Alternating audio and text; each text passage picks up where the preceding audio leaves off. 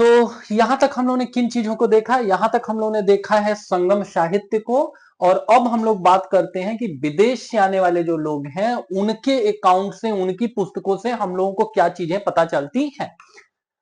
Indus valley civilisation के समय से ही ना मेसोपोटामिया हो गया, आपको उसके अतिरिक्त सुमेरिया हो गया, इन सारे लोगों के साथ हमारे व्यापारिक संबंध थे जो आगे जाकर के ग्रीक और रोमन लोगों तक से एक्सटेंड हुए।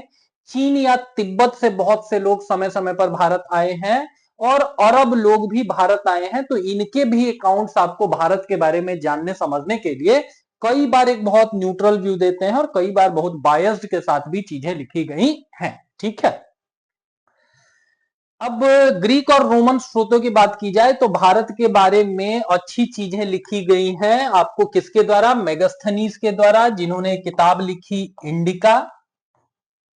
और ये किनके राज दरबार में थे? तो he was in the royal court of none other than but Chandragupta Maurya. Chandragupta Maurya के राज दरबार में ये थे। ठीक है।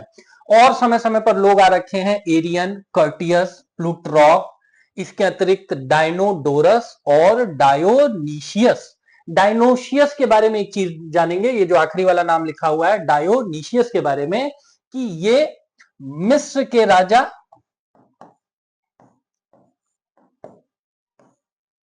टॉलमी दो के तरफ से सम्राट अशोक के राज दरबार में आ रखे थे। और चूंकि इंपॉर्टेंट राजा के राज दरबार में आए थे, this is the exact reason कि ये नाम कम से कम मत भूलिएगा। डायोनीशियस ये किसके राजदूत थे? मिस्र के राजा टॉलमी टू के, और अशोक के राज दरबार में आ रखे थे। ठीक है। एक और चीज जानेंगे कि भाई इतनी पुरानी अगर जीएस है ना, तो इतनी पुरानी जीएस होने के कारण हर चीज जरूरी नहीं है कि बहुत एब्सोल्यूट हो। ठीक है। जैसे हम आप लोगों को लिखवा दिए कि अशोक के राज दरबार में आए थे, लेकिन अगर वहां ऑप्शन में बिंदुसार इनके पिताजी का भी नाम दिया हो ना, तो उसको भी अपने को सच मानना है। उसके अतिरिक्त यूनानी लेखक हेरोडोटस, क्लास के स्टार्टिंग में ही हम लोगों ने बात कर रखा था कि इतिहास के पिता किनको कहा जाता है? हेरोडोटस को। वो कभी भारत नहीं आए थे, इस चीज को जरूर मार्क कर लीजिए। स्टेटमेंट के तौर पर ये पूछ देते हैं कि वो 4 बार भारत आए, 5 बार आए, नहीं, वो एक बार भी भारत नहीं आए। हाउएवर उनकी किताबों में फारसी सम्राटों का उल्लेख मिलता है, और एक फारसी सम्राट था डेरियस। डेरियस क्या करता है कि भारत के उत्तरी पश्चिमी हिस्से पर कब्जा करता है, और यही डेरियस क्या करता है कि अपने साम्राज्य का 20वां प्रांत बना देता है भारत का जो उत्तर पश्चिमी वाला इलाका है, बेसिकली अफगानिस्तान पाकिस्तान वाले इलाके। ठीक है। अगर आप लोगों में से किन्हीं ने 300 मूवी देखी है ना, राजा लियोनाइडस की कहानी, तो उसमें विलन किनको दिखाया गया? विलन दिखाया गया है जर्सीस को। और जर्सीस किनका बेटा था? तो इसी डेरियस का बेटा था जर्सीस या जर्सीस। ठीक है। और ये इतिहास भी जानेंगे कि हेरोडोटस इतिहास के पिता कभी भारत नहीं आए। हालांकि उन्होंने रेफरेंस दिया हुआ है कि फारस के लोगों ने भारत के उत्तर पश्चिमी इलाके पर कब्जा किया। किसने एग्जैक्टली कब्जा किया? सम्राट डेरियस ने किया। और सम्राट डेरियस ने क्या किया कि आपको जो भारत का उत्तर पश्चिमी वाला इलाका है, भारतीय प्राय द्वीप का, उसको अपने साम्राज्य का 20वां हिस्सा बनाया।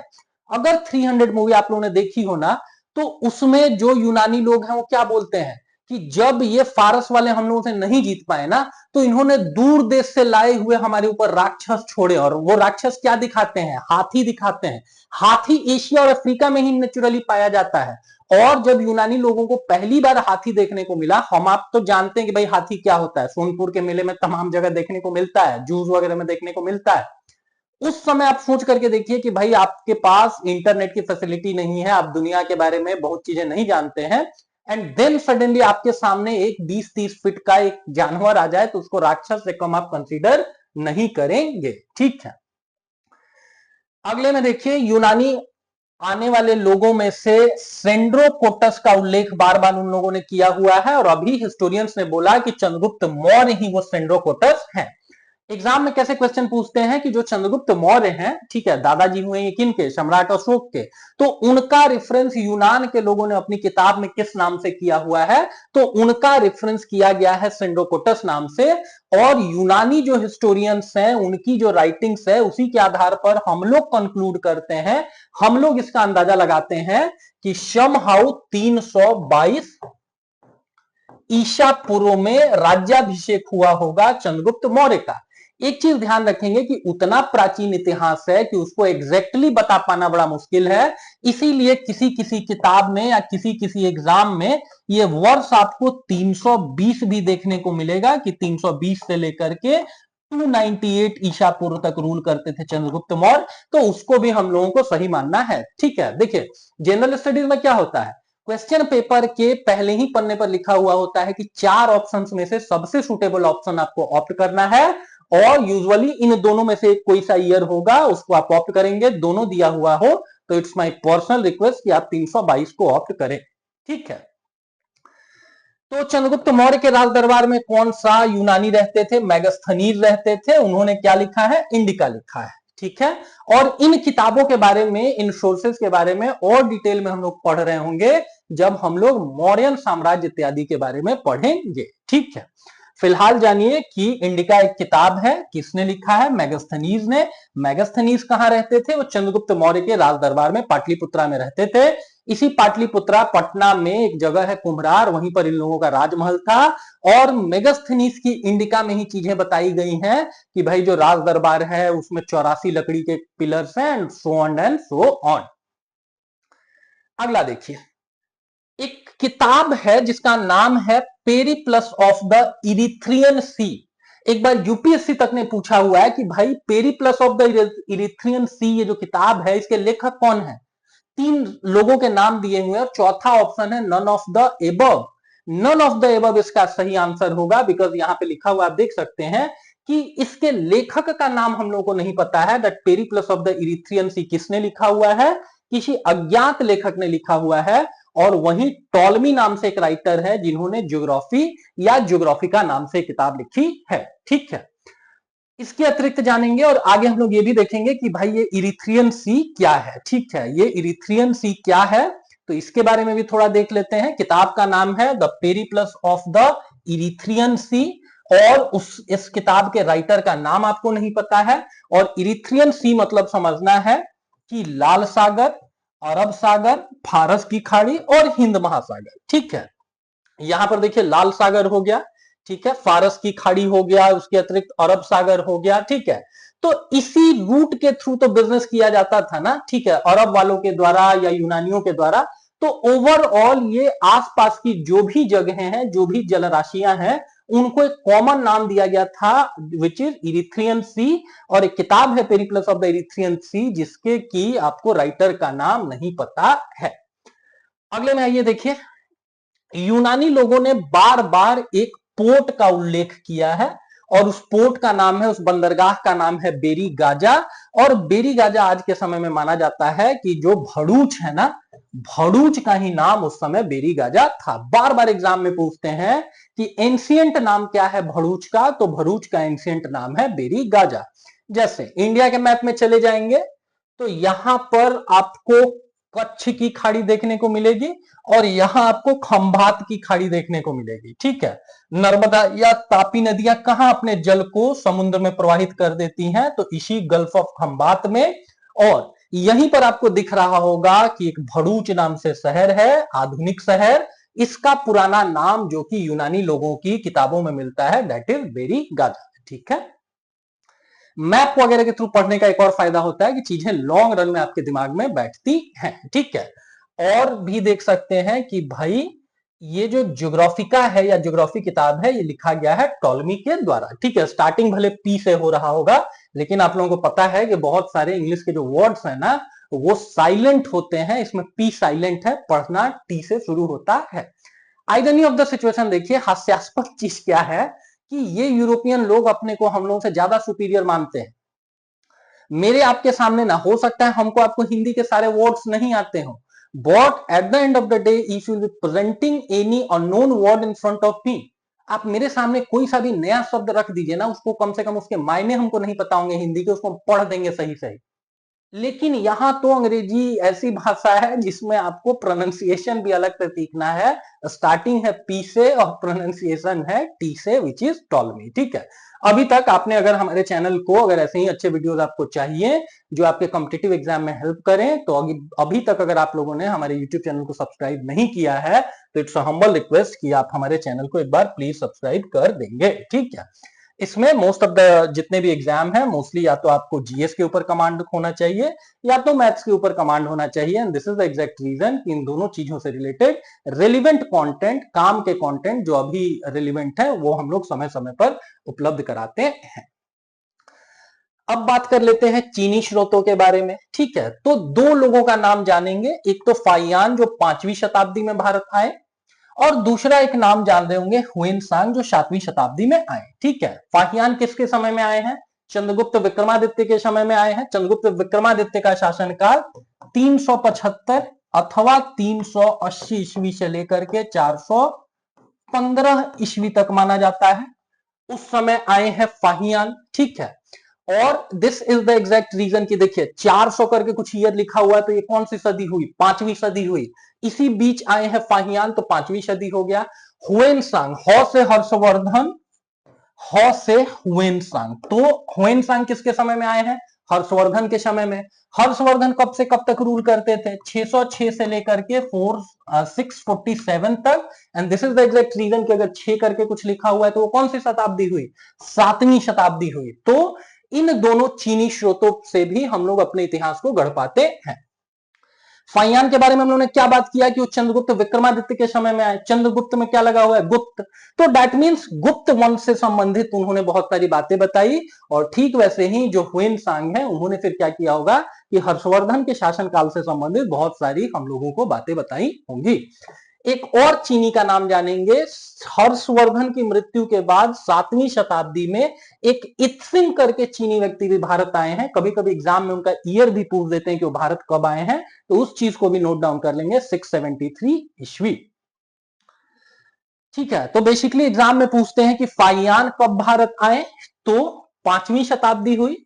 ईयर भी पूछ लेते हैं कभी कभी, 400 से लेकर 415 या उसी में एक कम कर दीजिए 399 से लेकर के 414। अगला एग्जाम में पूछते हैं कि भारत में कितने साल रहे, तो 415 में से 400 घटा देंगे तो लगभग 15 वर्ष रहे।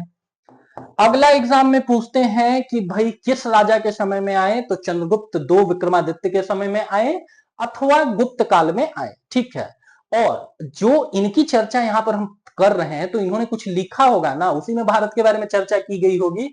तो देख सकते हैं नाम है फाहियान, एफ से स्टार्ट हो रहा है, फो से स्टार्ट हो रहा है, और इनकी किताब है फो कू की। ठीक है, पूछेंगे कि फो कू की किसकी किताब है, तो फिर ये किताब आपको हो जाएगा फाहियान का। याद रखना भी आसान है, फो से इनका नाम भी स्टार्ट होता है और जो पुस्तक है उसका नाम भी फो से ही स्टार्ट होता है। सिमिलरली देख लेते हैं हुएनसांग के बारे में। पहला चीज जानेंगे, हुएनसांग को एक नाम से बुलाया जाता है जो है यात्रियों में राजकुमार। बार बार एग्जाम में पूछते हैं कि यात्रियों में राजकुमार किसको कहते हैं? यात्रियों में राजकुमार। यहां पर देख सकते हैं ना क्या लिखा हुआ है? Prince of pilgrims. पिलग्रिम्स मतलब होता है धार्मिक यात्रा करने वाले यात्री, और प्रिंस मतलब उनका राजकुमार। तो एग्जाम में पूछे प्रिंस ऑफ पिलग्रिम्स कौन है, यात्रियों में राजकुमार कौन है, या तीर्थ यात्रियों में राजकुमार कौन है? हुएनसांग है। ह से हर्षवर्धन, ह से हुएनसांग किसके समय में आए? राजा हर्षवर्धन के समय में आए। और इन्होंने क्या लिख रखा है, तो इन्होंने लिख रखा है सी यू की। ठीक है, इनकी जो किताब है उसका नाम है सी यू की। एग्जाम में ये भी पूछते हैं कि ये कितने वर्षों तक भारत में रहे, तो लगभग 15 वर्ष ये भी रहे हैं। और 630 से 645 कह लीजिए, या 629 से 644 कह लीजिए, जैसा भी ऑप्शन एग्जाम में दिया होगा, 15 वर्ष ये भारत में रहे हुए हैं। हर्षवर्धन का जो शासनकाल है वो 606 से लेकर 647, और इसी कालखंड के बीच में देखेंगे कि ये ईयर आ रहा है। ठीक है, तो फिर से एक बार याद कर लीजिए कि भाई फाइयान आए हुए हैं चंद्रगुप्त 2 के कालखंड में, और हुएनसांग आया हुआ है हर्षवर्धन के कालखंड में। अगले में देखिए अरब स्रोत, बहुत सारे अरब जगत से भी यहां पर राइटर आए हैं और उनके रेफरेंसेस भी हम लोगों को जानने हैं कि हम उन लोगों ने भारत के बारे में क्या लिखा है। एक और चीज जानेंगे, जो भी चीजें हम यहां नहीं पढ़ रहे हैं और पीछे लिखा हुआ है रेड में, समझिए कि उसके पूछे जाने के चांसेस बहुत कम है। ठीक है, ऐसा मत समझिए कि भाई हमसे चूक हो गया कोई चीज पढ़ने में, आप ऐसा मानिए कि उसके पूछे जाने के चांसेस नगण्य है। बट फिर भी रेड में अगर हम लोगों ने नोट्स में कुछ दे रखा है तो दैट इज ऑल्सो इंपॉर्टेंट, कभी कभी पूछा जा सकता है। मोस्ट ऑफ द टाइम क्या पूछते हैं कि अरब से अल बरूनी ने क्या लिखा है, तो अल बरूनी ने लिख रखा है तहकीके हिंद या किताब उल हिंद। और ये अल बरूनी किसका समकालीन था, तो महमूद ऑफ गजनवी का समकालीन था। और महमूद ऑफ गजनवी अभी हाल फिलहाल में इसलिए बहुत चर्चा में है बिकॉज 1025 में इसने सोमनाथ मंदिर को लूटा। और अभी आप देखेंगे कि भारतीय प्रधानमंत्री ने बोला है कि उस मंदिर को ठीक है आपने तोड़ दिया, कई कई बार तोड़ा, लेकिन आज के समय में देखिए कि आपको कोई जानने वाला नहीं है और उस मंदिर की प्रतिष्ठा अभी भी पूरे दुनिया में फैल रही है। ठीक है, तो ऐसे भी याद रखेंगे, एग्जाम में पूछते हैं अल बरूनी ने क्या लिखा हुआ है, किताबुल हिंद लिखा हुआ है, किसका समकालीन था, तो महमूद गजनवी का समकालीन था। अगला पॉइंट इंटरेस्टिंग नोट डाउन करेंगे कि अल बरूनी एक ऐसा अरब का विद्वान था जो संस्कृत का अध्ययन करता है, ब्राह्मणों के सानिध्य में रहता है, ब्राह्मणों के साथ रहता है। और इंडियन ब्राह्मण्स के बारे में वो बोलता है ना कि भारतीय ब्राह्मण्स जैसा दुनिया में नॉलेजेबल कोई नहीं है, नॉलेज में इन लोगों को कोई मैच नहीं कर सकता है। बट ये लोग अपना नॉलेज शेयर करने में कहीं ना कहीं बहुत कंजूसी करते हैं। And this is the exact reason कि हम लोग आगे आने वाले चैप्टर्स में जब ऋग्वेदिक एरा पढ़ेंगे तो देखेंगे कि उस समय के ब्राह्मण्स बहुत अच्छे थे। ठीक है, बट जैसे जैसे हिंदू वर्ग में सनातन संस्कृति में जैसे जैसे विसंगतियां या कुरीतियां आई हैं, हम लोग भी एक तरीके से कमजोरियों का शिकार हुए हैं। And this is the exact reason कि यूरोपियन आकर के हम लोगों को कॉन्कर किए हैं। अभी के समय में भी अगर जाति धर्म या भाषा या संप्रदाय के आधार पर हम लोग लड़ते रहेंगे तो फिर से कोई ना कोई फायदा उठाएगा। यूनाइटेड वी स्टैंड और डिवाइडेड वी फॉल। अगर अभी भी हम लोग बहुत सुधर जाएं और बहुत स्ट्रांगली काम करें, एक भारत सर्वश्रेष्ठ भारत के लिए काम करें, तो उससे बेहतर कोई कुछ नहीं हो सकता है।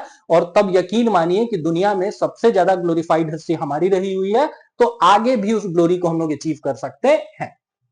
ठीक है, अगले में देखिए अल मशूदी नाम से एक अरब जगत का विद्वान है। वो क्या करता है, मॉनसून की स्टडी करता है। और मॉनसून की स्टडी करने वाला एग्जाम में पूछेंगे कि कौन सा अरब विद्वान है, तो अल मशूदी है। ज्योग्राफी वाले क्लास में इसको डिटेल में जानिएगा कि क्या ये कहानी है मॉनसून की। बट बहरहाल आप इतना जानिए कि भाई अल मशूदी ने क्या कर रखा है कि मॉनसून की स्टडी की है। और इवन जो ये मॉनसून शब्द है ना,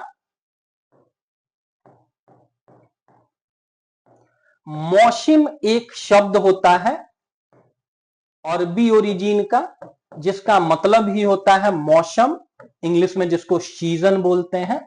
और मॉनसूनी हवाओं की खासियत क्या होती है कि मौसम बदलने के साथ with the reversal of with the change of season there is perpetual reversal in the direction of the wind.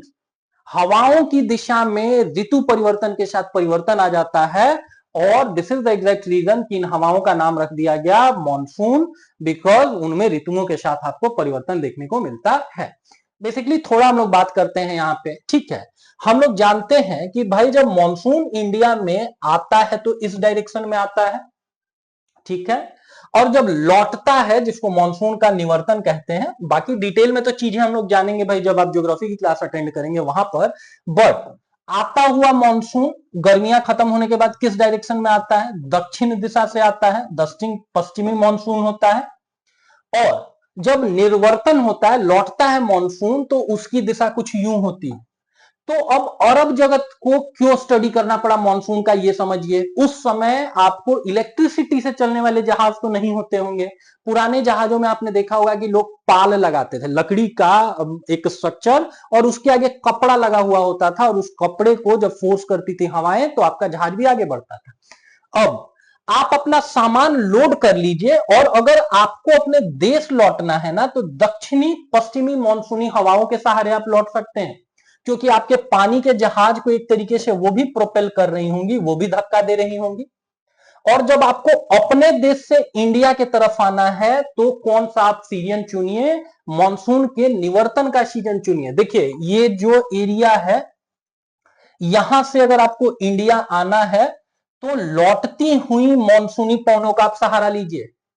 और जब आपको इंडिया से अपने देश जाना है, मतलब किस डायरेक्शन में जाना है? दक्षिणी पश्चिमी मानसून की दिशा ये, और आपको भी जाना है ऐसे, तो तब आप दक्षिणी पश्चिमी या जो मानसूनी हवाएं हैं उनका सहारा लीजिए। ठीक है, वही यहां पर लिख रखा है, इमेज बना रखा है कि जब मानसून एक्टिव होता है तो उसका डायरेक्शन ये, और जब लौटता है तो उसका डायरेक्शन ये। तो उसी हिसाब से आप क्या कर सकते हैं? अपने पानी के जहाज पर पाल वगैरह लगा सकते हैं। अब आइए देखते हैं प्राचीन भारत के आधुनिक इतिहासकार। हेडिंग दे देंगे प्राचीन भारत के आधुनिक इतिहासकार।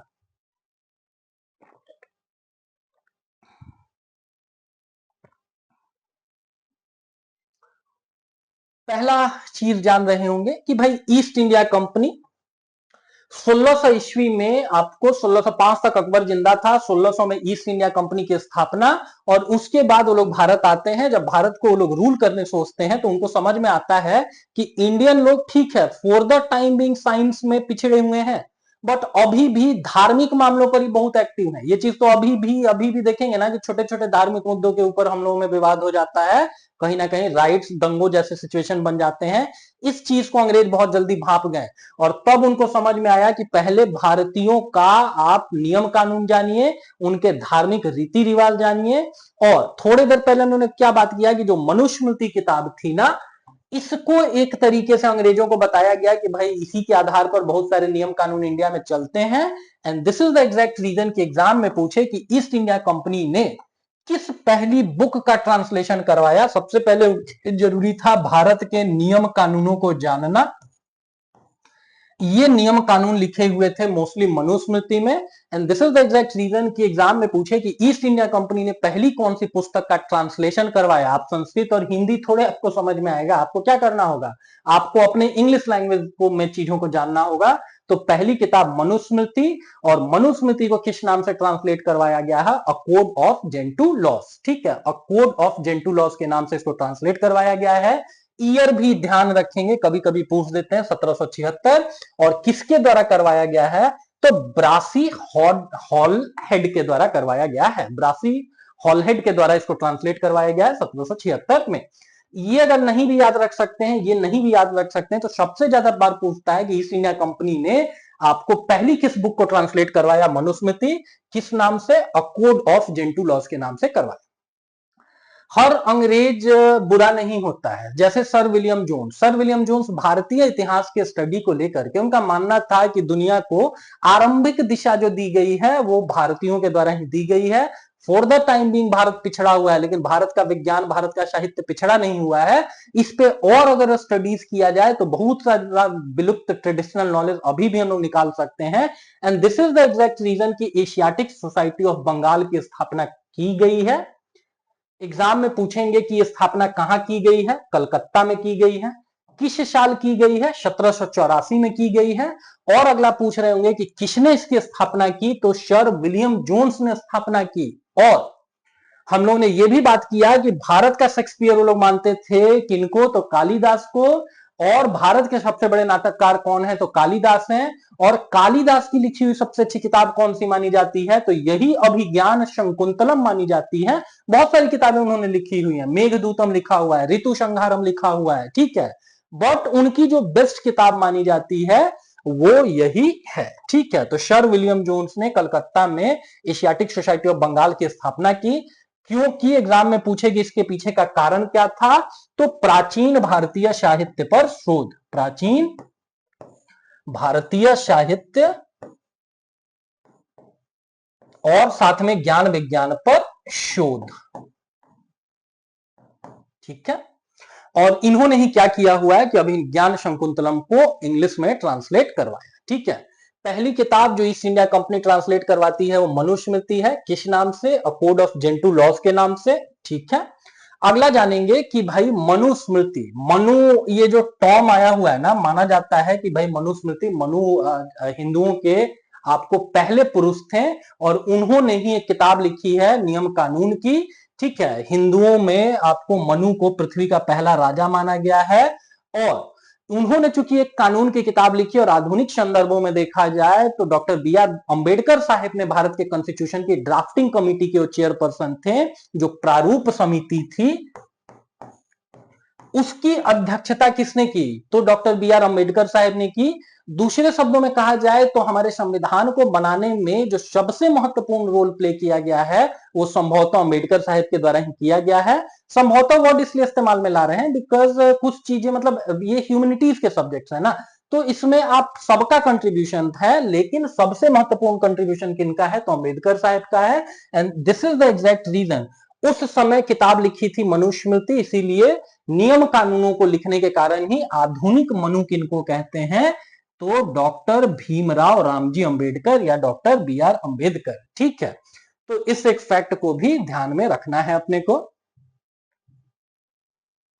आगे देखते हैं क्या है। ठीक है, विलियम जोन्स के बारे में हम लोगों ने जाना है कि भाई विलियम जोन्स ने एशियाटिक सोसाइटी कह लीजिए या एशियाटिक सोसाइटी ऑफ बंगाल को स्टैब्लिश किया है 1784 में, और अभिज्ञान शकुंतलम जो आपको शकुंतला और दुष्यंत की कहानी है उसको इंग्लिश में ट्रांसलेट करने वाले व्यक्ति कौन से हैं, तो सर विलियम जोन्स हैं। ठीक है, विलियम जोन्स ने क्या किया हुआ है कि उन्होंने संस्कृत के साथ साथ फारसी के ऊपर भी रिसर्च किया है। आगे जाकर के क्या होता है कि एक व्यक्ति है चार्ल्स विल्किंस, वो श्रीमद् भगवत गीता को इंग्लिश में ट्रांसलेट करते हैं। एग्जाम में पूछते हैं कि श्रीमद् भगवत गीता को इंग्लिश में किन्होंने ट्रांसलेट किया है, तो चार्ल्स विल्किंस ने किया हुआ है। याद रखना भी आसान है, देखिए श्रीमद् भगवत गीता भगवान श्री कृष्ण की वाणी है और भगवान श्री कृष्ण के मामा का क्या नाम था, कंस नाम था। देखिए नाम छुपा हुआ है, चार्ल्स विल्किंस या विल्कन्स, और आपको याद करने में आसानी रखनी है तो सीधे कन से याद रखिए। उन्होंने किस चीज को ट्रांसलेट किया हुआ है, श्रीमद् भगवत गीता को इंग्लिश में ट्रांसलेट किया। अगला जानेंगे कि एक और विद्वान रहे हुए हैं जिनका नाम है मैक्स मूलर। एग्जाम में पूछते हैं कि मैक्स मूलर किस देश के आपको बाशिंदे थे, तो जर्मन थे। इन्होंने क्या किया हुआ है कि बहुत सारी हिंदू धर्म से इंपॉर्टेंट किताबों को लिया, जैसे वैदिक साहित्य हो गया, उपनिषद हो गया, हितोपदेश हुआ, और इन सब को एक लंबे कालखंड में ट्रांसलेट कर दिया और एक कॉमन नाम दे दिया, sacred book of the east. Secret word मतलब क्या होता है, सेक्रेट सीक्रेट नहीं, सीक्रेट मतलब रहस्य होता है, सेक्रेट मतलब पवित्र होता है। तो एक तरीके से कहिए तो पूरब की पवित्र पुस्तकों एक कॉमन नाम से बहुत सारी किताबों को ट्रांसलेट किया। आप हिंदी माध्यम में तैयारी करते होंगे, बट इट्स हम्बल रिक्वेस्ट कि आप इस नाम को भी जानिए, sacred books of the east. कई बार देवनागरी में यही लिखा हुआ होता है, पूरब की पवित्र पुस्तकें नाम नहीं रहता है। ठीक है, तो secret book of the east किसके द्वारा, मैक्स मूलर के द्वारा। और श्रीमद् भगवत गीता जो है उसको ट्रांसलेट करने वाले जो आदमी हैं वो विल्किंस हैं। ठीक है, विल्किंस हैं। अगले में आ जाइए, देखिए क्या है अर्ली हिस्ट्री ऑफ इंडिया। ये किसकी लिखी हुई किताब है, तो अर्ली हिस्ट्री ऑफ इंडिया लिखी गई है विंसेंट आर्थर स्मिथ के द्वारा। अच्छा, लिखी तो 100 किताबें गई होंगी, 200 किताबें गई होंगी, लेकिन हम लोग उन्हीं किताबों की चर्चा करेंगे जो एनसीईआरटी में दी गई हैं और वही किताबें बार बार एग्जाम में पूछी जाती हैं। इंडिया के ऊपर 5 लाख किताबें लिखी गई हैं, 5 लाख आपको नहीं जानना है। एनसीईआरटी में जिन 30-40 किताबों की चर्चा की गई है उनको आपको जानना है। तो विंसेंट आर्थर स्मिथ ने क्या लिखा है, अर्ली हिस्ट्री ऑफ इंडिया। ठीक वैसे ही आरजी भंडारकर ने क्या लिखा हुआ है, दक्खन में 7 वाहन राजाओं का आपको क्या लिख रखा है, हिस्ट्री लिख रखा है। और ठीक वैसे ही एक कार्यकर्ता है, सामाजिक कार्यकर्ता पांडुरंग वामन कानगे, इन्होंने क्या कर रखा है, धर्मशास्त्रों का इतिहास लिखा है, नियम कानूनों की किताबों का इतिहास लिखा है। ठीक है, तो इस चीज को जानेंगे कि भाई आरजी भंडारकर ने क्या लिखा है, दक्खन में 7 वाहनों का इतिहास। दक्कन, महाराष्ट्र और उसके आसपास के इलाकों में कौन रूल करते थे, सातवाहन रूल करते थे। ठीक है, और इनके जो सबसे प्रतापी राजा थे वो कौन थे, गौतमी पुत्र शातकर्णी थे। बहुत सारी साउथ इंडिया में देखेंगे ना कि मूवीज बनती हैं इनके ऊपर, गौतमी पुत्र शातकर्णी के ऊपर। और गौतमी नाम किस चीज को इंडिकेट करता है, शातकर्णी की माता जी के नाम को इंडिकेट करता है। एग्जाम में पूछते हैं कि कौन सा राजवंश इसको मातृसत्तात्मक राजवंश कहा जाता है। हर राजा क्या करता था ना कि रिस्पेक्ट देने के लिए, सम्मान देने के लिए अपने माता जी के नाम को भी अपने नाम में इंक्लूड करता था। तो ये शातवाहन लोग हैं और इन लोगों का इतिहास लिखा गया है आरजी भंडारकर के द्वारा। ठीक है, तो इस फैक्ट को भी जानेंगे। अगले में आ जाइए। प्रख्यात एक इतिहासकार हुए हैं 1950 के दशक के आरसी मजूमदार। उन्होंने एक किताब लिख रखी है भारतीय लोगों का इतिहास और संस्कृति। ठीक है, और आरसी मजूमदार को और किस चीज के लिए जानेंगे आप? एक और छोटा सा नाम, एग्जाम में नहीं पूछते हैं, बस जान लीजिए। नीलकंठ शास्त्री ने क्या लिखा है? दक्षिण भारत का इतिहास। आरसी मजूमदार को और आप लोग कहां पढ़ेंगे ना, 1857 की जो क्रांति थी ना, इसके ऑफिशियल हिस्टोरियन चुने गए थे पहले आरसी मजूमदार ही। ठीक है, बट आरसी मजूमदार ने यह मानने से इनकार कर दिया कि ये जो 1857 का सिपाही विद्रोह था, ये राष्ट्रीय स्वरूप का आंदोलन था, ये स्वतंत्रता के लिए भारतीयों के द्वारा किया गया आंदोलन था। उनका मानना था कि न तो ये राष्ट्रीय था, न तो पहला आंदोलन था, और इसी विवादों के कारण आरसी मजूमदार को हटा दिया गया, उनको रिप्लेस कर दिया गया। किसके द्वारा? एस.एन. सेन के द्वारा, सुरेंद्र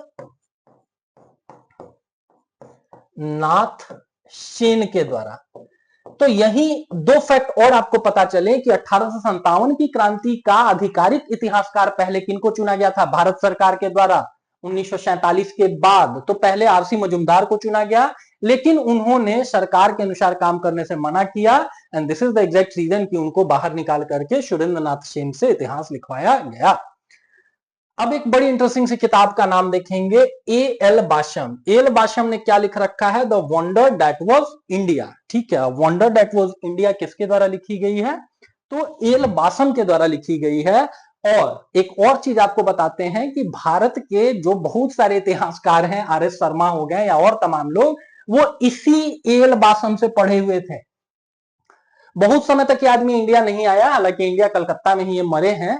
और इन्होंने, मतलब मेरा व्यक्तिगत ऐसा आकलन है ना कि इंडिया के बारे में बहुत सारी गलत बातें ना, मतलब होता है ना कि आपको किसी को जहर देना है तो उस जहर को चाशनी में डुबो के दो, सामने वाला पहचान नहीं पाएगा। सेम चीज एप्लीकेबल है एल बासम पे, जिन्होंने लिखी a wonder that was India. और इन्होंने भारत के बारे में बहुत सारी चीजें, मेरा ऐसा मानना है व्यक्तिगत तौर से, कि धूर्तता के साथ लिखी।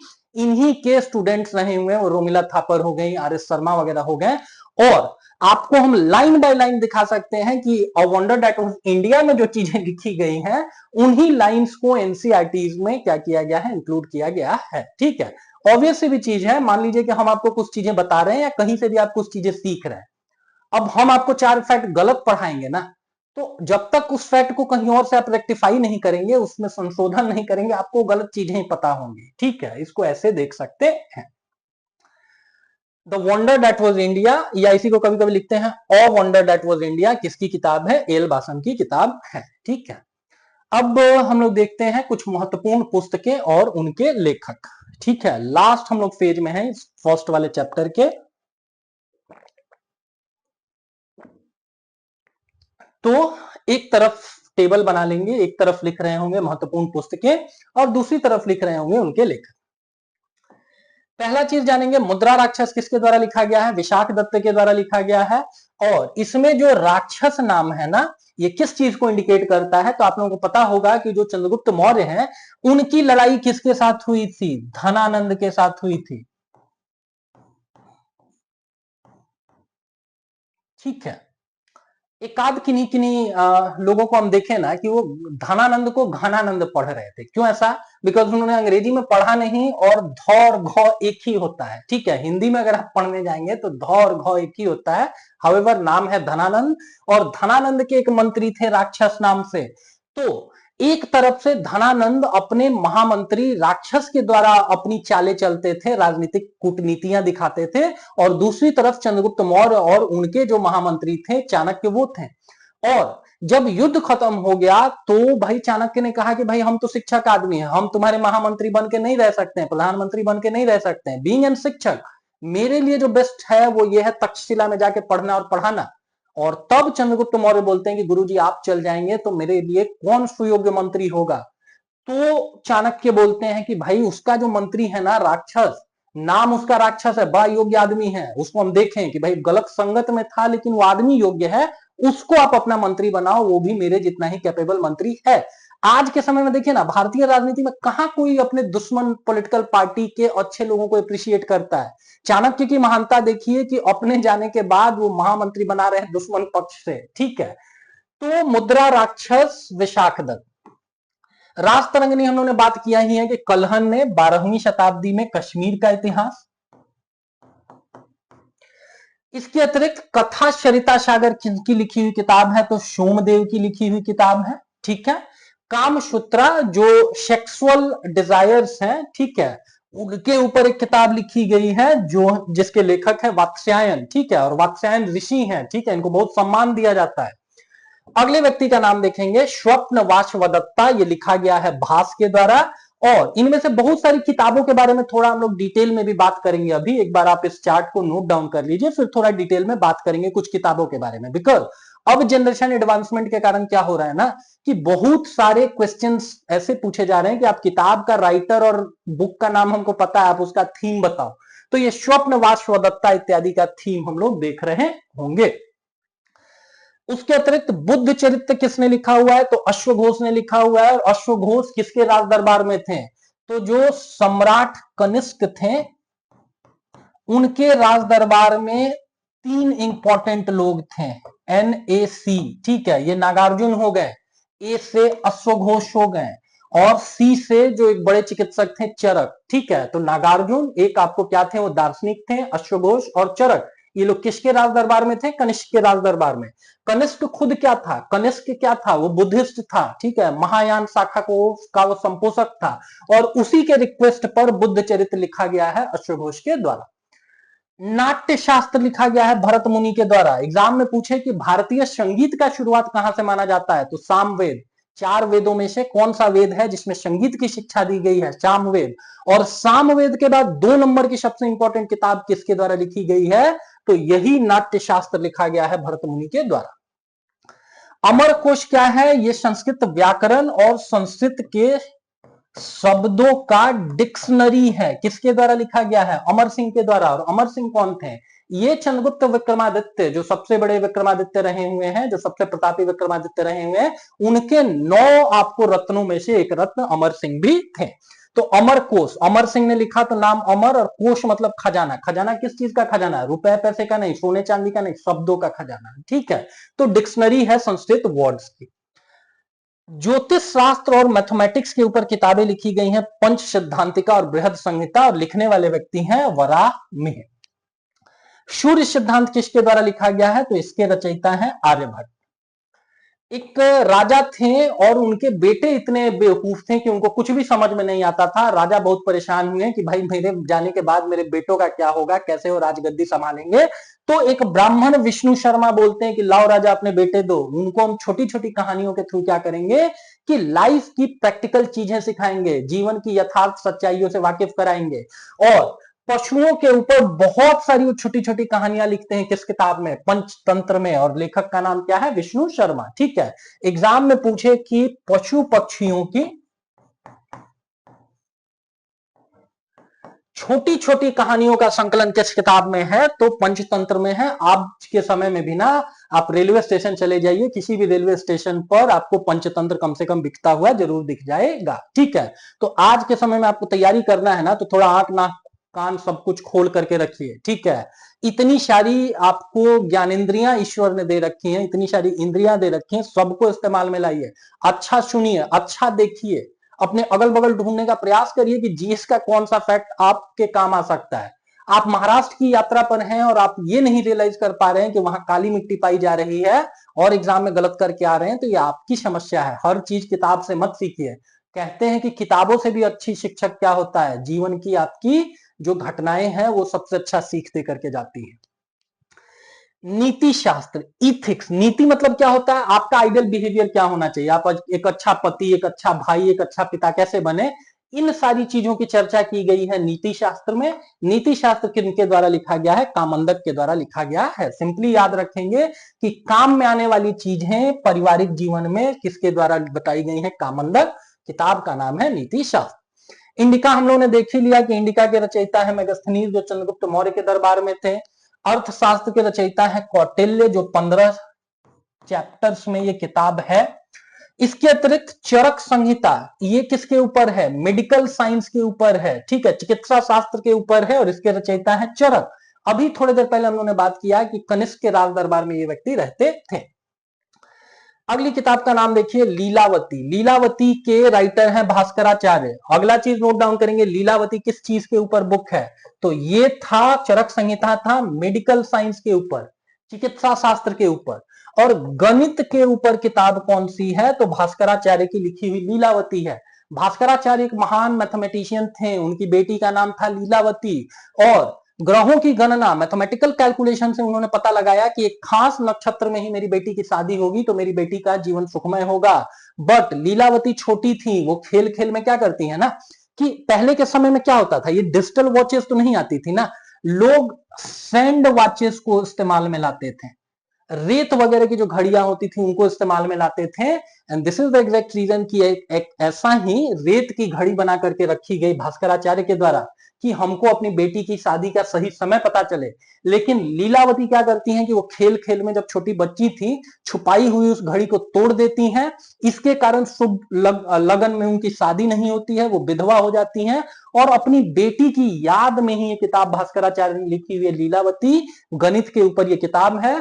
और माना जाता है कि आज के समय में अगर इस किताब को आप पढ़ें तो आप पेड़ के पत्ते तक गिन सकते हैं, आपका मैथमेटिक्स इतना शार्प हो जाएगा। ठीक है, अतिशयोक्ति हो सकता है, but examination point of view से लीलावती लड़की का नाम है, किनकी बिटिया का नाम है? भास्कराचार्य। और इस किताब की थीम क्या है? तो गणित है।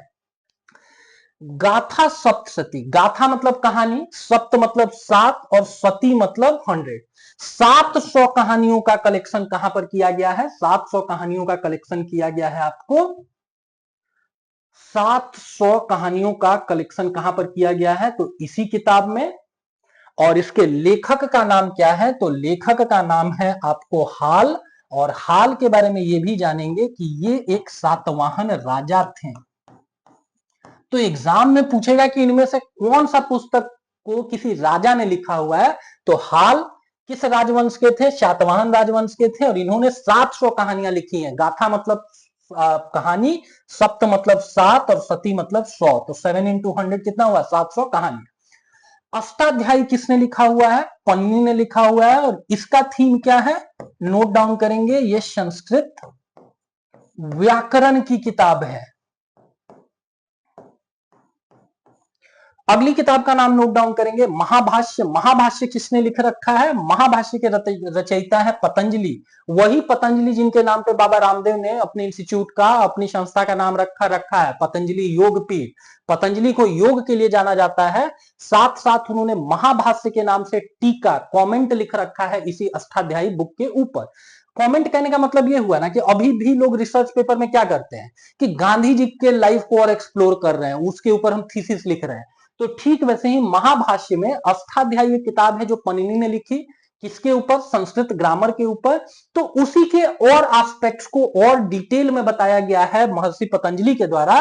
और अगर अष्टाध्यायी के ऊपर महाभाष्य लिखी गई है तो हमको बताना नहीं पड़ेगा, आपको खुद से पता हो जाना चाहिए कि तब इसका भी थीम क्या होगा? संस्कृत व्याकरण के ऊपर ही ये किताब होगी। ठीक है, अगले में आ जाइए, मृच्छकटिकम। ठीक है, इसका मतलब होता है मिट्टी का खिलौना। लिखा किसके द्वारा गया है? शूद्रक के द्वारा लिखा गया है। मिट्टी का खिलौना किसकी कहानी है? नोट डाउन कर लेंगे। तो चारुदत्त नाम से एक गरीब ब्राह्मण प्लस वसंत सेना नाम से एक गणिका की कहानी है। जनरेशन एडवांसमेंट देखते हैं ना, अब खाली ये नहीं पूछते हैं कि शूद्रक ने क्या लिखा। शूद्रक ने लिखा मृच्छकटिकम। मृच्छकटिकम का शाब्दिक अर्थ क्या होता है? इसका शाब्दिक अर्थ होता है मिट्टी का खिलौना। और ये किनकी प्रेम कहानी है? ये प्रेम कहानी है गरीब ब्राह्मण चारुदत्त, जो कभी अमीर थे लेकिन दान दे देकर के वो गरीब हो जाते हैं। उनका एक बेटा रहता है, वो देखता है कि पड़ोसी मेरा क्या कर रहा है, सोने के खिलौने के साथ खेल रहा है और मेरे पास पैसे नहीं है तो मिट्टी के खिलौने में ही खेल रहे हैं।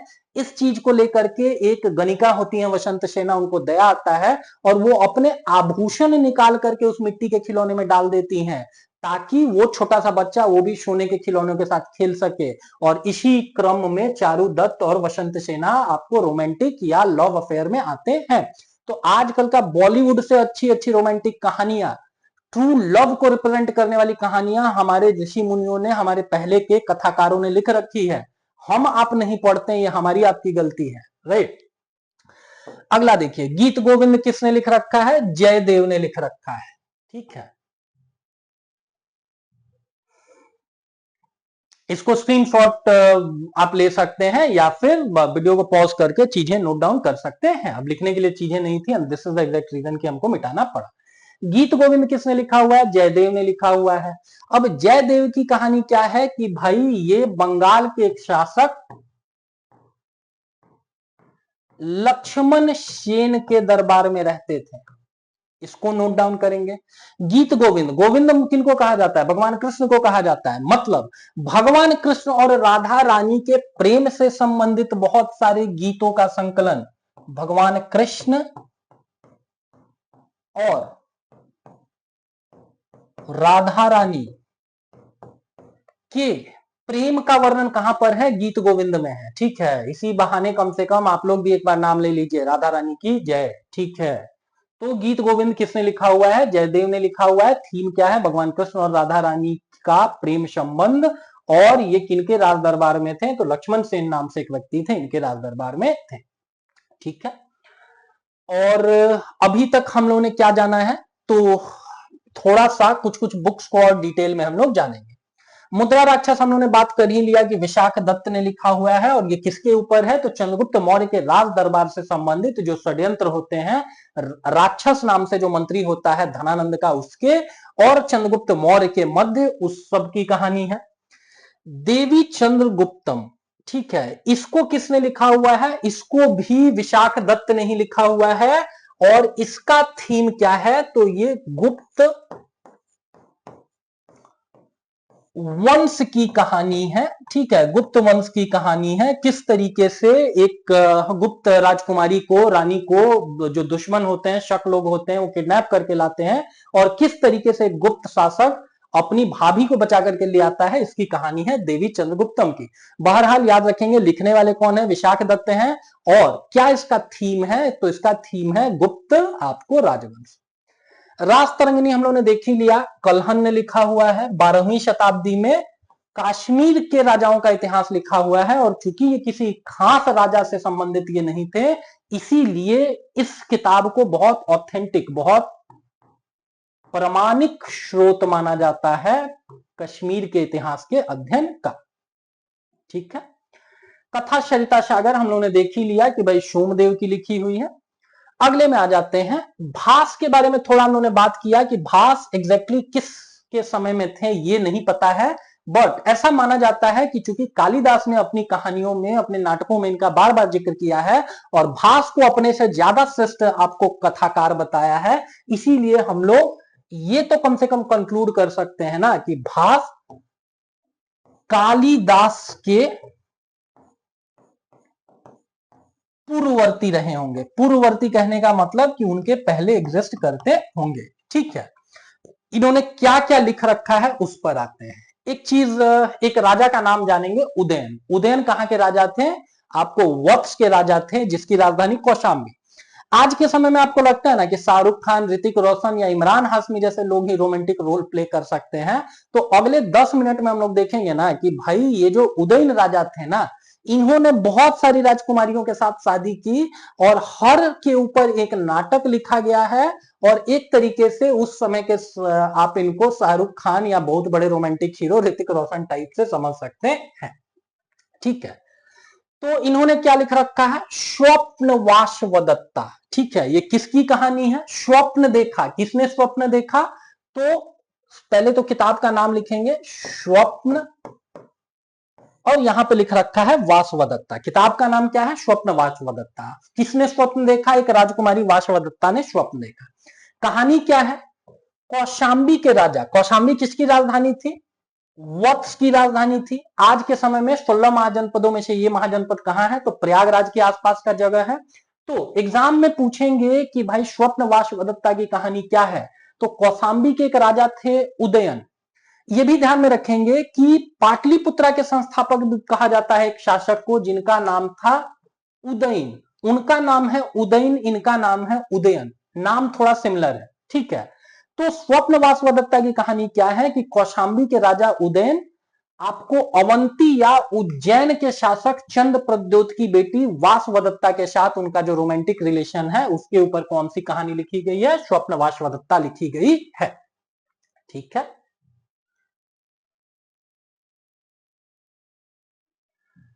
तो इस चीज को भी एक बार हम लोगों को देखना है। अगली एक किताब का नाम नोट डाउन करेंगे, प्रतिज्ञा योगंध रायनम, ठीक है। अब इसकी कहानी क्या है? तो योगंध रायनम जो थे ना, वो वत्स के इसी राजा उदयन के महामंत्री थे। और चंद प्रद्योत को जब पता चलता है कि मेरी बेटी वासवदत्ता प्रेम करती है राजा उदयन से, तो वो उदयन को क्या करते हैं? कैद में डलवा देते हैं, ठीक है। जब मिलने के लिए राजा उदयन प्रिंसेस वासवदत्ता से जाते हैं तो उनको क्या कर दिया जाता है? उनको कैद कर दिया जाता है। और तब राजा उदयन के जो मंत्री होते हैं योगंधरायनम, वो शपथ लेते हैं कि हम अपने राजा को बचा करके ले आएंगे। और इसीलिए देखिए क्या लिख रखा है कि ये जो किताब है जिसका नाम है प्रतिज्ञा योगंधरायनम, मतलब प्रतिज्ञा ली गई किसके द्वारा? एक मंत्री योगंधरायनम के द्वारा। क्या प्रतिज्ञा ली गई? कि अपने राजा आपको वत्सराज उदयन को हम बचा करके ले आएंगे। और दैट मीन्स तब इसकी भी कहानी क्या है? तो इसकी कहानी भी वासवदत्ता और उदयन के प्रेम संबंधों पर ही आधारित है। अगली किताब का नाम देखते हैं, बहुत इंपॉर्टेंट बुक है जो भास ने लिखी है, मध्यम व्यायोगम। मध्यम मतलब बीच का, और व्यायोगम मतलब मिलना। तो यहां आप देख सकते हैं ना कि एक राक्षस जैसा व्यक्ति एक कपल और उनके 3 बच्चों को डरा रहा है। ये राक्षस और कोई नहीं है, ये भीम के बेटे घटोत्कच हैं। एग्जाम में पूछे कि मध्यम व्यायोगम की थीम क्या है, तो घटोत्कच और उनके पिताजी भीम जो 5 पांडवों में से दूसरे नंबर के थे, उनकी कहानी है मध्यम व्यायोगम। होता यह है कि घटोत्कच की जो मां थी हिडिंबा, वो फास्टिंग पर थी। अब हम लोग फास्टिंग में आते हैं तो हम लोग क्या करते हैं कि फल फ्रूट के साथ अपना फास्ट तोड़ते हैं। हिडिंबा क्या थी? वो राक्षसी थी। अब वो अपना फास्टिंग तोड़ेंगी तो किसी आदमी के भक्षण के द्वारा तोड़ेंगी। वो अपने बेटे घटोत्कच को बोलती हैं कि जा करके एक आदमी को पकड़ के ले आओ, हमको अपना फास्ट तोड़ना है। वो जंगल में जाते हैं घटोत्कच और एक ब्राह्मण दंपत्ति को पकड़ते हैं और बोलते हैं कि देखो भाई, तुम लोग हो 5 लोग, हस्बैंड वाइफ और 3 बेटे, या तो तुम पांचों में से कोई एक मेरे साथ चलो, नहीं तो हम अगर गुस्सा होंगे तो पांचों को लेकर के जाएंगे। अब सवाल आया कि भाई इन तीनों बेटों में से, चूंकि तीनों बेटों ने बोला कि माता पिता आप लोगों को तो नहीं जाने देंगे, हम ही तीनों में से कोई ना कोई जाएगा। और पिता बोलते हैं कि भाई बड़ा बेटा हमको बड़ा प्रेम से, हमको बहुत ज्यादा प्रेम है। व्यक्तिगत जीवन में बोला जाता है कि जो पिता होते हैं उनको अपने बड़े बच्चे पर ज्यादा आपको स्नेह होता है, ज्यादा प्रेम होता है। तो वो बोलते हैं कि भाई बड़े बेटे को तो हम नहीं जाने देंगे। और माओ को यूजुअली अपने छोटे बच्चे सबसे ज्यादा प्यारे होते हैं, इसीलिए मां बोल देती है कि भाई छोटे बच्चे को भी हम नहीं जाने देंगे, वो हमको बहुत प्रेम है। और तब जो बीच वाला लड़का होता है वो बोलता है ठीक है भाई, फैसला हो गया, बड़े वाला जो है वो पिताजी को प्रिय है और जो छोटा वाला है वो माताजी को प्रिय है, तो राक्षस तुम हम ही को लेके चलो। बट ये जो मझला वाला लड़का था ये बहुत स्मार्ट था, इसीलिए देखिए कहानी का नाम भी क्या है? मध्यम व्यायोगम। मध्यम मतलब बीच का। और इसको जब घटोत्कच उठा के ले जा रहे थे ना, तो जोर जोर से चिल्लाने लगता है वो लड़का कि मैं मझला जिसको कि राक्षस पकड़ के ले जा रहा है। और आप लोगों को पता होगा, अगर आपने महाभारत सीरियल देखा होगा तो, कि उसमें भीम को किस नाम से बार बार बुलाया जाता था? मझले भैया, मझले भैया। भीम भी क्या थे? मझले नंबर के थे। और पांडवों के वनवास के समय में इस लड़के को पता था कि हमारे आसपास ही कहीं पर पांडव लोग ठहरे हुए हैं, और इनडायरेक्टली वो बता रहा था जोर जोर से चिल्ला के कि मैं मझला, मुझे राक्षस उठा के ले जा रहा है। भीम के कानों तक जब ये आवाज आती है तो वो सोचते हैं अरे मैं मझला हूं, मैं तो यहीं बैठा हुआ हूं, मैं कहां जा रहा हूं। तब वो खोज में निकलते हैं और तब वो घटोत्कच को पकड़ते हैं। तब वो पूछते हैं कि भाई क्यों तुम लेकर के जा रहे हो, इसकी जगह हमको लेकर के चलो। और फिर वो जाते हैं, हिडिंबा और भीम का मिलाप होता है। और तब वो अपनी वाइफ को डांटते हुए बोलते हैं कि आज से किसी भी आदमी के भक्षण के द्वारा तुम प्रॉमिस करो कि तुम अपना सर्वाइवल नहीं करोगी, ठीक है। तो मध्यम व योगम किसकी कहानी है? भीम और घटोत्कच की कहानी है, इसको जानेंगे। अगला देखिए, भास ने और क्या लिख रखा है? उरु भंगम लिख रखा है। उरु मतलब क्या होता है? थाइज, जांग। और भंगम मतलब क्या होता है? तोड़ना या टूटना। तो अब आप खुद से बताइए ना कि किस पौराणिक कैरेक्टर की जांघें तोड़ के मारा गया है? अब भीम ने दुर्योधन की जांघें तोड़ के मारा। और इमेज में भी आप देख सकते हैं कि गदा युद्ध हो रहा है दो लोगों के मध्य, एक ये भीम है और ये उरु मतलब थाइस को तोड़ रहे हैं, किसके? दुर्योधन के। तो एग्जाम में पूछेगा कि उरु भंगम किसने लिखा? भास ने लिखा है। और इसका थीम क्या है? तो दुर्योधन की जंघाओं का भीम के द्वारा टूटना। इवन थोड़ी देर पहले हम लोगों ने बात किया कि संगीत और नाटक के ऊपर जो पहला किताब है हिंदू संस्कृति में वो है सामवेद। दूसरा किताब है भरत मुनि के द्वारा लिखा गया नाट्य शास्त्र। और नाट्य शास्त्र में नियम बताए गए हैं कि अगर नाटक आप कर रहे हैं ना तो उसमें क्या आप दिखा सकते हैं, क्या नहीं दिखा सकते हैं। यूजुअली आपको अश्लील दृश्य नहीं दिखाने चाहिए, चुम्बन जैसी चीजें नहीं दिखानी चाहिए। आज के समय बॉलीवुड में भले प्रिवेलेंट हो रखा है, बट भरत मुनि बोल करके गए हैं कि अश्लील दृश्य नहीं होने चाहिए। किसी का मरना आपको दिखाने से बचना होता है। और इसका ख्याल ओवरऑल तरीके से सारे नाटककारों ने किया हुआ है। लेकिन उरु भंगम एक ऐसा नाटक है जिसमें जांग तोड़ करके दुर्योधन को मार दिया गया। And this is the exact reason कि एक तरीके से ये एक्सेप्शनल नाटक है, दुखांत नाटक है, और इसीलिए ये एग्जाम में पूछते हैं। भास ने और क्या लिखा हुआ है? चारु दत्तम लिखा हुआ है। चारु दत्तम, अभी थोड़ी देर पहले हम लोगों ने बात किया कि चारु दत्त क्या थे? ये एक गरीब ब्राह्मण थे। शुरू में रिच थे, अमीर थे, बाद में गरीब हो गए। गरीब ब्राह्मण और एक गणिका जिनका नाम था वसंत सेना, इनकी प्रेम कहानी दिखाई गई है किस किताब में? चारु दत्तम में। लिखने वाले कौन है? भास हैं। ठीक है। इसके अतिरिक्त अश्वघोष ने बुद्ध चरित्र लिखा हुआ है, देखा ही हम लोगों ने। और एक चीज और ध्यान देंगे कि जब आप अपने बारे में कुछ लिखते हैं तो ऑटोबायोग्राफी होता है, और कोई दूसरा आपके बारे में लिखता है तो बायोग्राफी होता है। And this is the exact reason कि बुद्ध चरित्र क्या है? ये ऑटोबायोग्राफी नहीं है, ये बायोग्राफी है। स्वलिखित जीवनी नहीं है भगवान बुद्ध के द्वारा, बल्कि भगवान बुद्ध की लिखी हुई जीवनी किसके द्वारा है? तो अश्वघोष के द्वारा है। भरत मुनि ने क्या लिख रखा है? नाट्य शास्त्र लिखा है। क्या शब्द है? नाटक। भारतीय संगीत के ऊपर दो किताबें सबसे महत्वपूर्ण, पहली तो सामवेद नाट्य और संगीत के ऊपर, और दूसरी यही भरत मुनि के द्वारा नाट्य शास्त्र, जिसके बारे में हम लोगों ने बात किया कि अश्लील आप दृश्यों का वहां पर चित्रण नहीं कर सकते मंच पर। यूजुअली किसी का मरना या कोई दुखी सीन आपको नहीं दिखाना चाहिए। ये सारी चीजें भरत मुनि लिख के गए हैं। ठीक है, रुक जा भाई, या तो इतना आगे या तो इतना पीछे, ये क्या बात हुआ? अमरकोश, अमरकोश किसके द्वारा लिखा गया है? अमर सिंह के द्वारा लिखा गया है। और संस्कृत का यह क्या है? तो एक तरीके से ग्रामर भी है और डिक्शनरी शब्दकोश है। लिखने वाले कौन है? अमर सिंह है, जो कि चंद्रगुप्त विक्रमादित्य के राज दरबार में थे। इसके अतिरिक्त वराह मिहिर, ये मैथमेटिशियन थे और ज्योतिष शास्त्र की गणना करने वाले थे। जो एंशियंट ज्योतिष शास्त्र है ना, उसमें बहुत सारे मैथमेटिकल कैलकुलेशन, ग्रहों की दशा वगैरह को ध्यान में रखा जाता था। आप सोच के देखिए ना कि दूरबीन का इजाद तो बहुत बाद में हुआ है ना, लेकिन हम हिंदुओं ने, हम सनातन संस्कृति के लोगों ने बहुत पहले से फाइंड आउट कर रखा था कि 9 ग्रह। अच्छा, आज के समय में प्लेनेट 8 प्लूटो को बाहर कर दिया गया। अभी के समय में आप देखेंगे किसी भी 9 ग्रह मंदिर में जाइए, उसमें 9 ग्रहों में 9वां सूर्य होंगे। दैट मीन्स कि हम लोगों को पता था कि भाई प्रॉपर चीजें क्या हैं, और वो भी तब जबकि दूरबीन का इजाद तक नहीं हुआ था। बहरहाल वराह मिहिर क्या थे? गणितज्ञ थे। और इन्होंने क्या लिख रखा है? पंच सिद्धांतिका लिख रखा है और बृहद संहिता लिख रखा है। और एग्जाम में पूछेगा कि इसका थीम क्या है? तो गणित और ज्योतिष शास्त्र है।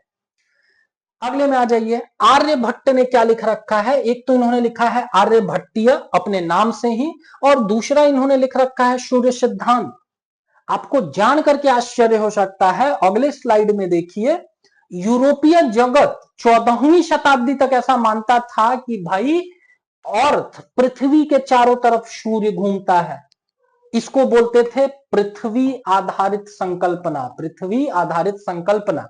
और अभी क्या हम लोगों को पता है, जो अभी का सही ज्ञान है वो है सन सेंट्रिक या हेलियोसेंट्रिक अवधारणा। हेलियो मतलब भी सूर्य होता है।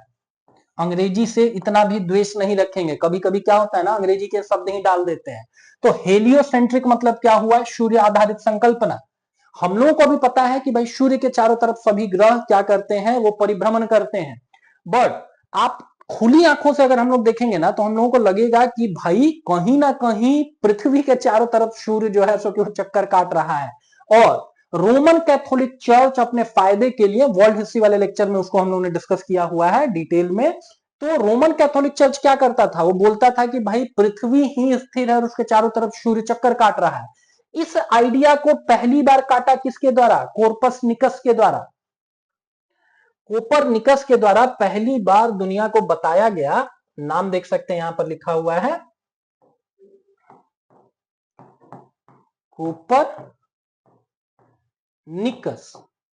इन्होंने ही पहली बार ये बताया ना कि भाई सूर्य जो है वो स्थिर है और उसके चारों तरफ पृथ्वी चक्कर काट रही है। और इतना कुपित हुआ रोमन कैथोलिक चर्च कि भाई उनको जहर का प्याला दिया गया। जैसे हिंदी फिल्मों में क्या होता है, विलेन आपकी फैमिली को जान से मारने की धमकी देता है, रोमन कैथोलिक चर्च इनकी फैमिली को धमकाते हुए बोलता है कि भाई या तो तुम एक्सेप्ट करो कि सूर्य जो है सो पृथ्वी के चक्कर काट रहा है, नहीं तो तुम्हारी फैमिली को भी मारेंगे, तुमको जहर पिलाएंगे। अब बोलते ना हिंदी में एक मुहावरा होता है, मरता क्या ना करता। कोर्पनिकस बोला कि लाओ भाई, मरने से अच्छा है, कहां साइन करवाना है, कहां लिखवाना है। यूट्यूब का जमाना नहीं था उस समय, मोबाइल नहीं था कि आप रिकॉर्ड करके मेरा स्टेटमेंट डालेंगे। उनको साइन करवाया गया कि भाई तुम लिखो कि आज तक हम गलत बयानी करते थे और वास्तव में पृथ्वी के चारों तरफ सूर्य घूमता है। कहा जाता है कि जब कोर्पनिकस, आपको कोपरनिकस ये चीजें लिख रहे थे ना, उस समय भी वो बुदबुदा रहे थे कि अरे बेवकूफो, मेरे लिखने से क्या होता है, घूम तो अभी भी पृथ्वी ही सूर्य के चारों तरफ रही है। एंड आप सोच के देखिए कि जो 1000 सालों तक नहीं पता था यूरोपियंस को, ये सूर्य सिद्धांतिका या सूर्य सिद्धांत लिखा हुआ है आर्यभट्ट के द्वारा, और उन्होंने इतना पहले बता रखा है। ये गुप्तकालीन आपको थे, गुप्त वंश से संबंधित थे। तो इतना पहले 800 साल पहले इनको पता था भाई कि सूर्य सिद्धांतिका मतलब सूर्य के चारों तरफ पृथ्वी चक्कर काट रही है। इवन पाई का जो वैल्यू होता है ना, पाई का वैल्यू एक वो इरेगुलर नंबर है। इरेगुलर नंबर होने कहने का मतलब ये है कि उसका एग्जैक्ट वैल्यू हम लोग नहीं जान सकते हैं, ठीक है। बट बच्चों को मैथ्स में आपको कुछ ना कुछ तो बताना होगा ना। तो ये जो 22/7 आप लोग पढ़ते हैं ना कि पाई का वैल्यू 22/7, आज एक नया चीज जानिए कि 22/7 पाई का एग्जैक्ट वैल्यू नहीं होता है, वो अप्रोक्सीमेट वैल्यू होता है। बच्चों को कैलकुलेशन में सुविधा के लिए हम लोग पाई का ये वैल्यू बताते हैं। और पाई का वैल्यू भी किसके द्वारा खोजा गया है, तो इन्हीं आर्यभट्ट के द्वारा खोजा गया है। और ये पटना पाटलिपुत्रा के इर्द गिर्द रह करके ये अपने शोधों को क्या करते थे, संचालित करते थे, ठीक है। तो कोपरनिकस को जो वो बातें पता थी 1000 साल बाद, वो बातें 1000 साल पहले आपको किनको पता थी, आर्यभट्ट को पता थी। अगले में आ जाइए, पंचतंत्र हम लोगों ने देखा है कि किसकी लिखी हुई किताब है, विष्णु शर्मा की लिखी हुई किताब है, और दुनिया की सबसे ज्यादा बिकने वाली किताबों में से ये किताब है। कामांदकीय नीतिसार किसने लिखा हुआ है, नीतिसार किताब लिखी गई है कामांदक के द्वारा, उसको मार्क कर लेंगे। मैगस्थनीज ने इंडिका लिखी है, हम लोगों ने देखा ही। कौटिल्य ने अर्थशास्त्र लिखा है, हम लोगों ने देखा ही। अगले में आते हैं, चरक संहिता किसने लिखा है, चरक ने लिखा है। किस फील्ड से संबंधित है, ये मेडिकल साइंस से संबंधित है। हम लोगों ने बात भी किया कि कनिष्क के राज दरबार में ये थे। और सुश्रुत संहिता किसके द्वारा लिखी गई है, तो ये सुश्रुत ऋषि के द्वारा लिखी गई है। और एक तरीके से फादर ऑफ सर्जरी किनको कहा जाता है, शल्य चिकित्सा का जनक किसको कहा जाता है, चिकित्सा का जनक किनको कहा जाता है, इन्हीं सुश्रुत को कहा जाता है। आप लोग हमको कमेंट करके मैसेज करके बताइए कि मॉडर्न टाइम में फादर ऑफ सर्जरी किनको कहा जाता है, ठीक है। आप लोगों के लिए ये एक टास्क है। लीलावती भास्कराचार्य ने लिखा है, हम लोगों ने देखा है कि भास्कराचार्य की बेटी का नाम लीलावती, और ये गणित के ऊपर ये किताब है, ठीक है। अगले में आ जाइए, बाण भट्ट ने क्या लिख रखा है? बाण भट्ट ने एक तो हर्षचरित लिखा है। हर्षचरित एग्जाम में पूछते हैं कि दरबारी कवि आपको हर्षवर्धन के कौन थे, तो यही बाण भट्ट थे। और उन्होंने क्या लिख रखा है? उन्होंने लिख रखा है आपको हर्षचरित। और इसके अतिरिक्त, और ये हर्षवर्धन कहां के शासक थे? थानेश्वर हरियाणा के शासक थे, जो आगे जाकर के कन्नौज में अपनी राजधानी को स्थानांतरित करते हैं। और बाण भट्ट ने एक और किताब लिख रखी है जिसका नाम है कादम्बरी। कादम्बरी के बारे में जानेंगे कि दो पैरेलल लव स्टोरीज इसमें है। अभी के समय में देखते हैं ना कि बहुत सारी कहानियों के एक नायक नायिका ही नहीं होते।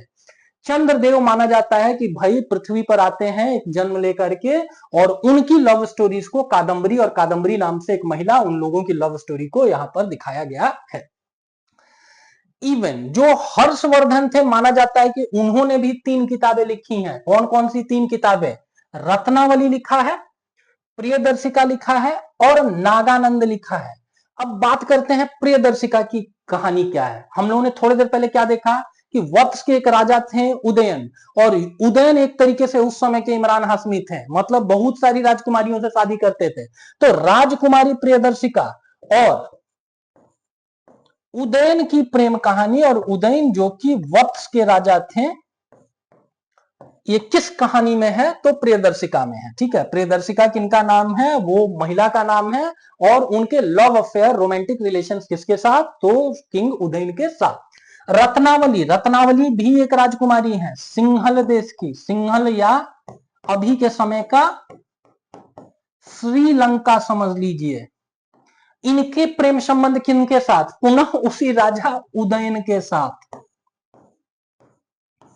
तो ये दोनों किताबें लिखी गई हैं किसके द्वारा? हर्ष के द्वारा, हर्षवर्धन के द्वारा। और इन्होंने एक किताब लिख रखी है, इन चीजों को नोट डाउन कर लेंगे, आजकल थीम वगैरह ये लोग बहुत पूछते हैं। ठीक है, और इन्होंने एक किताब लिख रखी है हर्षवर्धन ने, विच इज नागानंद। ठीक है, ये किसकी कहानी है? ये नागों की और गरुड़ की कहानी है। और किंग, राजा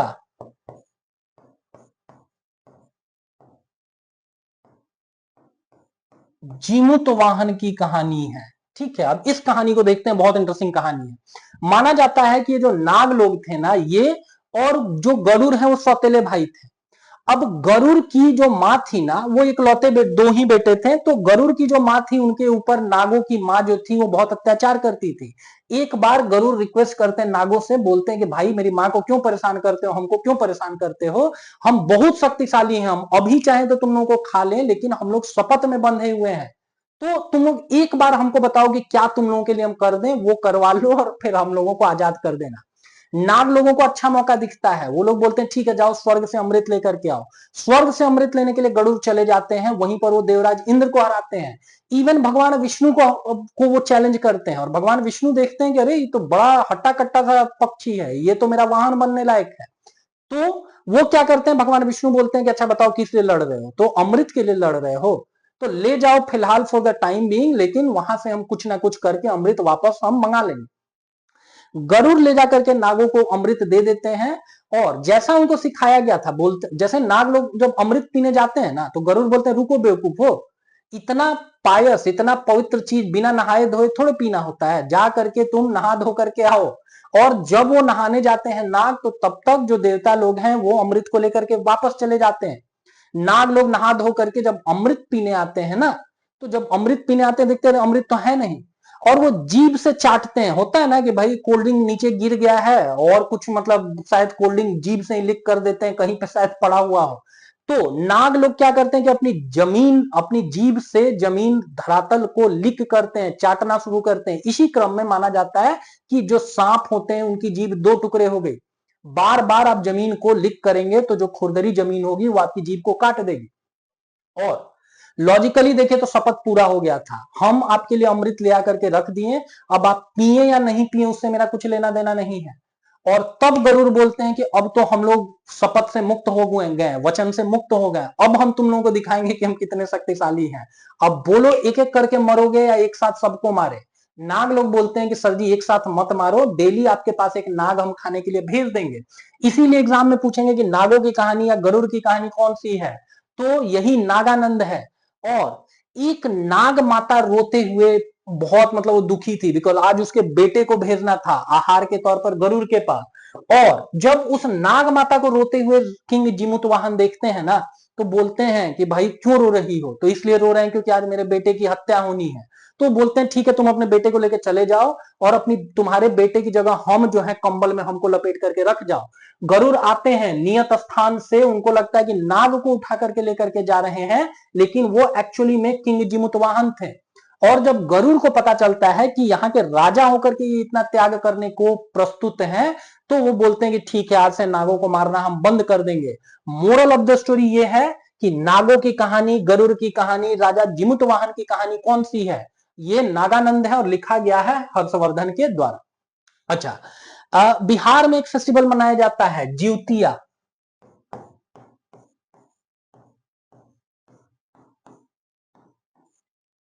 किस रिलेशन के ऊपर होता है? माँ और बेटे के रिलेशन के ऊपर होता है। माए अपने बेटों की लंबी आयु के लिए करती हैं, ठीक है। और ये जिउतिया जो नाम है ना, इन्हीं राजा किंग जिमुतवाहन के नाम से निकला हुआ है। तो इस चीज को भी नोट डाउन कर लेंगे कि जिउतिया जो फेस्टिवल बिहार में, ये किंग जिमुतवाहन के ऊपर है। एक नाग माता के बेटे की उन्होंने रक्षा की, and this is the exact reason कि नागानंद हो गया, प्रियदर्शिका हो गया या रत्नावली, इन तीनों के लेखक कौन है? आपको हर्षवर्धन है।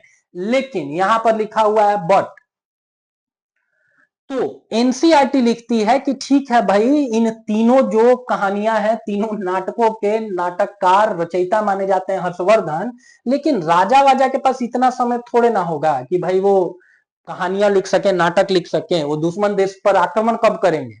तो ये भी माना जाता है कि जो किंग हर्षवर्धन है, इन्होंने ये तीनों कहानियां नहीं लिखी हैं, बल्कि धावक नाम से एक नाटककार को पैसे दिए, और पैसे दे करके क्या किया गया कि भाई उनको उनसे ये चीजें लिखवा ली गई, ठीक है। तो इस चीज के ऊपर भी ध्यान रखेंगे।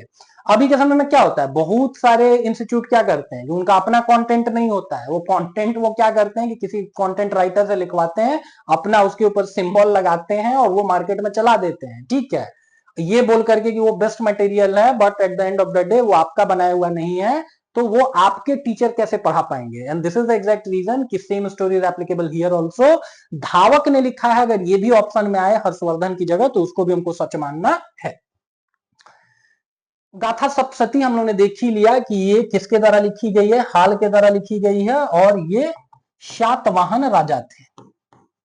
इवन अगर एग्जाम में पूछे कि इनमें से कौन सी कहानी है जो शुद्ध संस्कृत में न लिख करके प्राकृत भाषा में लिखी गई है, तो प्राकृत भाषा में लिखी गई यही गाथा सप्तशती है, ठीक है। अष्टाध्यायी हम लोगों ने देखा ही कि पनिनी ने लिखा है, और ये ग्रामर की किताब है। और इसी अष्टाध्यायी के ऊपर एक किताब लिखी गई है पतंजलि के द्वारा, जिसका नाम है महाभाष्य। और पतंजलि वही व्यक्ति हैं जिनको योग का जनक माना जाता है, ठीक है, जिनको योग का जनक माना जाता है। मृच्छकटिकम हम लोगों ने बात किया ही, इसका शाब्दिक अर्थ होता है मिट्टी का खिलौना। लिखा गया है शूद्रक के द्वारा, और ये किसकी कहानी है? तो चारुदत्त नाम से एक गरीब ब्राह्मण और वसंत सेना नाम से एक गणिका की ये लव स्टोरी है, ठीक है। गीत गोविंद हम लोग ने देख ही लिया कि जयदेव ने लिखी है, ये लक्ष्मण सेन के दरबार में थे। और थीम क्या है, तो यहां पर देख सकते हैं भगवान कृष्ण और राधा रानी के प्रेम प्रसंगों पर यह आधारित है। एक और इंटरेस्टिंग चीज जानेंगे कि भाई भारत के जितने भी क्लासिकल डांसेस हैं, उनमें से अधिकतम के लिए अब नाटक है। अगर आप कहीं पर मंचन करें तो उसके लिए तो म्यूजिक चाहिए होगा ना, म्यूजिक नहीं होगा तो फिर बहुत चीजों में मजा नहीं आएगा। एक बार म्यूट करके हॉरर मूवी देखिए, आपको डर ही नहीं लगेगा, लगेगा कि वो क्या कॉमेडी चल रहा है, ठीक है। तो सिमिलरली अगर कहीं पर डांस हो रहा है या कहीं पर नाटक हो रहा है, तो उसके लिए गाने लगेंगे। भारत के जो भी शास्त्रीय नृत्य हैं, उन शास्त्रीय नृत्यों के लिए जिस किताब से सबसे ज्यादा गाने लिए जाते हैं, वो यही गीत गोविंद है, जिसके रचयिता हैं जयदेव।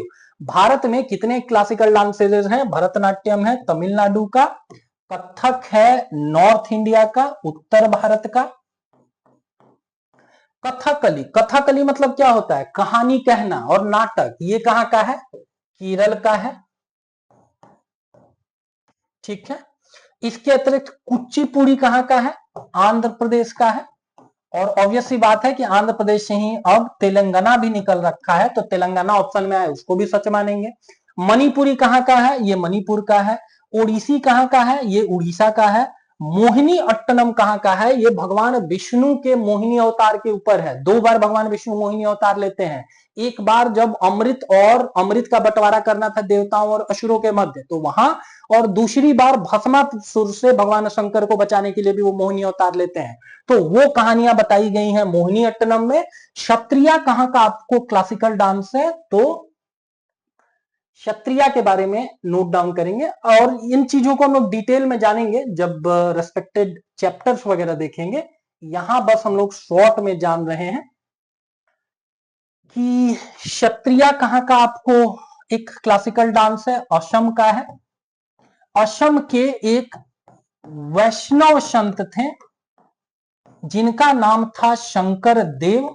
ठीक है, ठीक से लिख लेंगे इसको, पार्डन मी, शंकर देव। नाम शंकर है बट ये वैष्णव संत थे। इन्होंने ही क्षत्रिया गाने या क्षत्रिया डांस का इजाद किया। ये कहां का है, असम का है। यही इंडिया के 8 क्लासिकल डांसेस हैं। क्लासिकल डांसेस वाले चैप्टर में और डिटेल में हम लोगों ने बात किया हुआ है। बहरहाल आप यहां जानिए कि गीत गोविंद रचयिता जयदेव, और इन 8 क्लासिकल डांसेस में से अधिकतम का जो थीम है वो भगवान कृष्ण और राधा रानी का प्रेम प्रसंग है। जैसे कथक उठा लीजिए, मणिपुरी उठा लीजिए, ओडिसी उठा लीजिए, क्षत्रिया उठा लीजिए। तो इन सारे डांसेस के लिए गाने फिर कहां से आते हैं, तो गाने आ रहे होते हैं फिर आपको इसी गीत गोविंद नामक बुक से। So this is all for this chapter. ये पहला प्राचीन भारत के अध्ययन का जो आपको तरीका है उस चैप्टर को हम लोगों ने देखा, और थोड़ा डिटेल में इसलिए देखा बिकॉज पहला चैप्टर है आपका। एक तो अच्छा इंटरेस्ट बनेगा हिस्ट्री को लेकर के, और दूसरा चीज ये भी है कि अब क्वेश्चंस भी वास्तव में डिटेल में पूछे जा रहे हैं। अब कोई चीट, कोई पटाखा बम पढ़ करके काम नहीं होगा, कोई शॉर्ट नोट्स पढ़ के काम नहीं होगा। मार्केट में अगर 1000 जॉब्स आ रही है ना, तो मान के चलिए कि कम से कम, भले फॉर्म 5 लाख लोग भरेंगे लेकिन 1000 लोग कम से कम ऐसे जरूर होंगे जो ठीक ठाक तरीके से संपूर्णता से पढ़ाई कर रखे हैं। इसका हम लोगों ने डाल रखा है जो शॉर्ट रिवीजन वीडियो है वो भी। But it's a humble request कि इस फुल वीडियो को भी आप जरूर देखिए। आप फुल वीडियो देखते हैं तो आपके पास एक और अच्छा होलिस्टिक सा और एक व्यवहारिक ज्ञान डेवलप होगा, जो एग्जाम में हमारा मानना है कि आपके कहीं ना कहीं काम आएगा। और अगर आपने अभी तक हमारे चैनल को सब्सक्राइब नहीं किया हुआ है तो इट्स हम्बल रिक्वेस्ट कि आप ये सब्सक्राइब कर देंगे, ताकि हमारे मोटिवेशन के लिए भी ये चीजें बेटर हो। Thank you, have a good day.